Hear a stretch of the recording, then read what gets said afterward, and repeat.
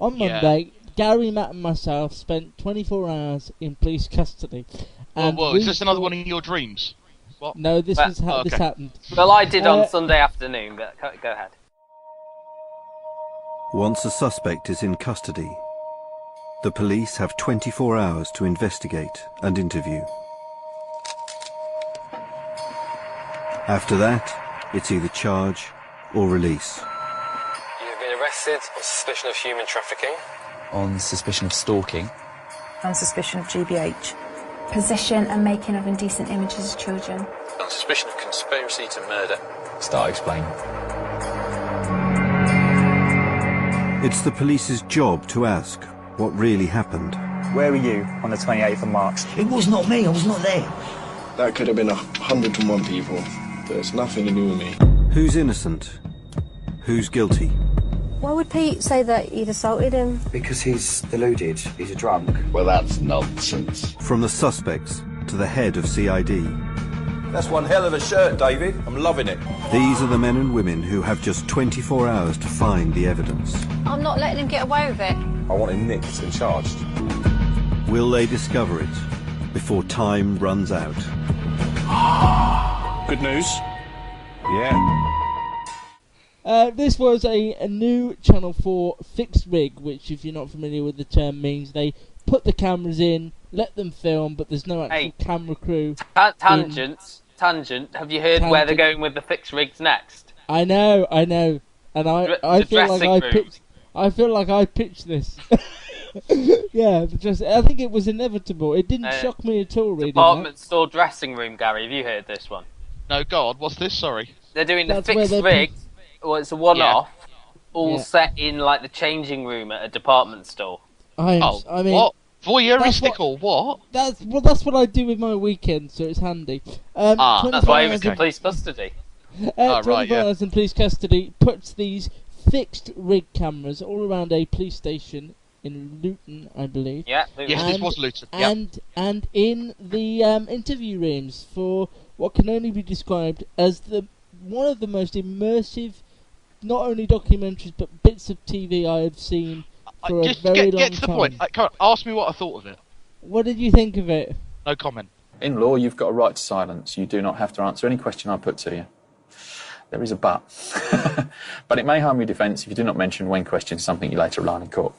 What's the saying is, yes, you do have a right to silence. If you end up going to court and you then answer the questions that the officers have put to you, they might decide to draw an inference. So they could say to the jury, well, hang on, he had the chance to talk and didn't. Okay, you got that? Any questions about that at all? No. Cool.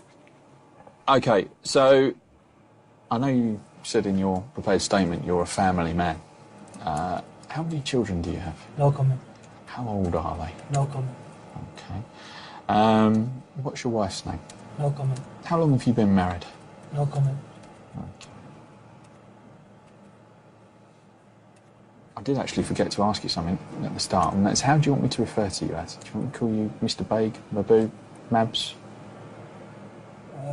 Sorry, it's something I forgot, and I should have done it. It's just for politeness. He probably prefers Mr. Baig, doesn't he? Yeah, okay, no problem. You're obviously an athletic gentleman. You keep yourself in far better condition than I do. Do you have a home gym? No comment. Or do you belong to any gyms in Luton? No comment. Or any gyms at all? No comment.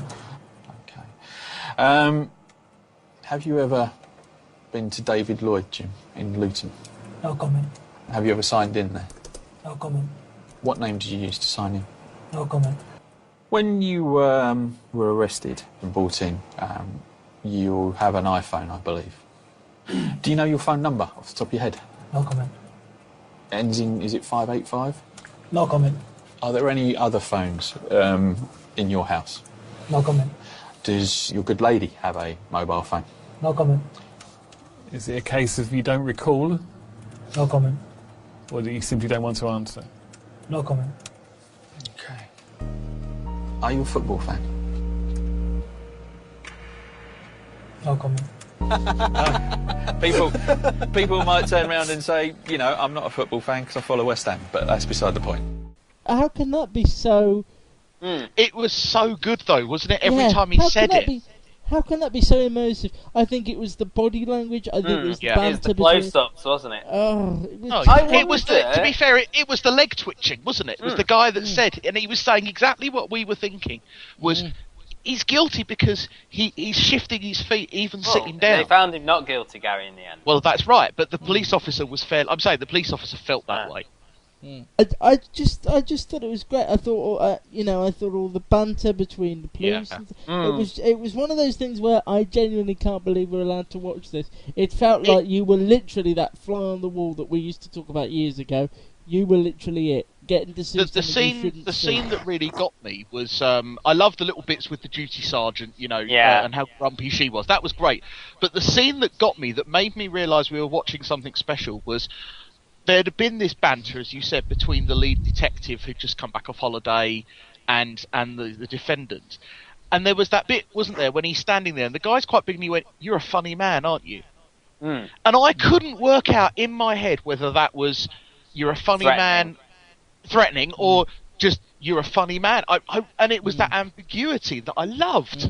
Because I didn't need someone in the background telling me the detective took this as a threat or a voiceover. It just was there in front of me. No, I would say the one thing, and I mentioned this to you, Luke, when we last spoke, was the... I think we were in Kenya at the time. So yeah, we were in Kenya at the time. But when we were by the elephants, I mentioned that the last bit after we left, the police station and it showed you what happened next, I thought that dragged on a bit. I know it was a necessary evil, but I just thought it lost that sort of intense pacing that we all enjoyed on the. And you know what I would have absolutely loved is if you could have married this up to what happened in the court case. If you could have got end it there, and next week we'll show you what happened in court. Now, as someone who's been on a jury, court isn't actually as interesting as it looks on TV. Oh God, what was your trial, Gary? Well, I was in the jury. I wasn't on the trial. Yeah, but what was the trial? You're allowed to tell us. Okay, I had two. One was a mugging in southeast London of a mobile phone, and the second was an unfortunate case where a husband had hit a wife, and it was very gruesome in the detail. But I was the foreman of the jury, and I've never felt nervous. No, I know. I've never felt so nervous in standing up and delivering a verdict. I don't think they ever quite. Whenever I see whenever I see jury, you don't quite get that feeling of nervousness of what you're about to say and the impact of what it says. Wow. It would have been lovely to have seen that court case.